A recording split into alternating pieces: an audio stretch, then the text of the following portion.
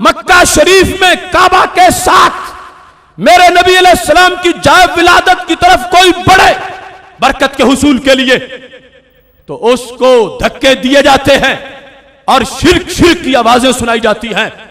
سنو صحابہ کا قرون اولا کا عقیدہ اور برکت اور تبرک کا معاملہ سنن نسائی میں موجود ہے. برکت اور تبرک کے لحاظ سے اس کو بھی ذہن میں رکھیے. حدیث نمبر 2995 ہے. حضرت محمد بن عمران انصاری اپنے باپ حضرت عمران سے روایت کرتے ہیں. کہتے ہیں آدال الیہ عبداللہ ابن عمر وانا نازل تحت سرحا. حج کا موقع تھا, منا کا میدان تھا. کہتے ہیں میں منا سے مکہ شریف کے راستے میں ایک بڑے درخت کے نیچے بیٹھا تھا. سرحا کہتے ہیں عظیم درخت کو, بہت بڑے درخت کو. فقال ما انزلک تحت هذه الشجرہ. حضرت عبداللہ بن عمر رضی اللہ تعالیٰ عنہ نے مجھ سے پوچھا. کس سے؟ حضرت عمران انصاری سے. کہتے ہیں میں درخت کے نیچے بیٹھا تھا, حضرت عبداللہ بن عمر گزر رہے تھے. منا کا علاقہ جہاں آگے پھر مکہ شریف کی حرم کی حدود شروع ہوتی ہیں, وہاں درخت کے نیچے وہ بیٹھے ہوئے ہیں. تو حضرت عبداللہ بن عمر رضی اللہ تعالیٰ نے سبب پوچھا ما انزلک تحت هذه الشجرہ. اس درخت کے نیچے بیٹھنے کا باعث کیا ہے؟ کس چیز نے تمہیں یہاں بٹھایا؟ باعث کیا ہے؟ کیا نیت ہے کوئی یا ویسے بیٹھ گئے ہو تھک کے؟ کسی ارادے سے بیٹھے ہو یا ویسے بے مقصد بیٹھ گئے ہو؟ کوئی اس کا پس منظر تمہیں یاد ہے اس درخت کا یا ویسے ہی بیٹھ گئے ہو؟ تو کہتے ہیں جب انہوں نے مجھ سے سوال کیا تو جواب میں انہوں نے یہ کہا قلت انزلنی ظلھا. میں اور تو کوئی تاریخ اس کی نہیں جانتا, بس دھوپ تھی تو سائے کے لیے نیچے بیٹھ گیا ہوں. مجھے تو اس کا کوئی پتہ نہیں کہ یہاں بیٹھنا کیسا ہے یا کس نیت سے آنا چاہیے. بس میں تو گزر رہا تھا, دھوپ نے ستایا, میں نیچے بیٹھ گیا. مجھے نہیں پتا کہ اس کا فلسفہ کیا ہے. اب سنو, یہ سنن نسائی اس نے ہمیں یہ حدیث بتائی کہ جس سے واضح ہے ہر اچھائی. یہ دیکھو طیبہ سے بہار آئی. حضرت عبداللہ بن عمر نے کہا کیوں بیٹھے ہو؟ کوئی یاد ہے کہ یہ درخت کون سا ہے؟ انہوں نے کہا دھوپ کی وجہ سے بیٹھا ہوں, مجھے تو کوئی پتہ نہیں یہ درخت کیسا ہے. تو حضرت عبداللہ بن عمر رضی اللہ تعالی عنہ نے نیت بتائی کہ یہاں آنا ہو تو نیت کیا کرنی ہوتی ہے. یہ درخت عام درخت نہیں, یہ درخت بڑا خاص درخت ہے. اس درخت کا انداز کیا ہے, اس سے ملتا کیا ہے؟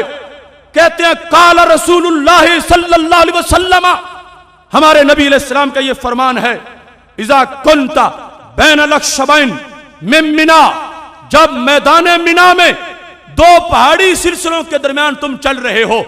یہ سرکار تعارف کروا رہے ہیں اور جو لوگ وہاں گئے جانتے ہیں کہ ایک طرف ایک پہاڑ ہے, دوسری طرف دوسرا پہاڑ ہے, درمیان میں وہ وادی ہے.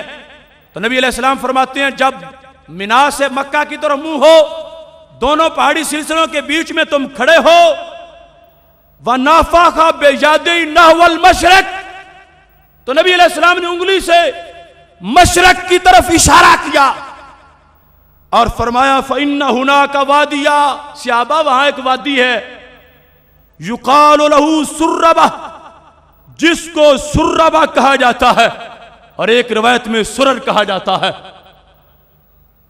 فرمایا بھی سرہا, صحابہ وہاں ایک بہت بڑا درخت ہے. آج لوگ تبرک کی نشانی مٹائیں اور میرے محبوب تبرک کی جگہ خود بتائیں کہ جب منا سے مکہ کی طرف پھر مشرق کی طرف اشارہ کر کے فرمایا وہاں ایک وادی ہے, اس وادی میں صرف ایک ہی بڑا درخت ہے. اس کی تاریخ کیا ہے؟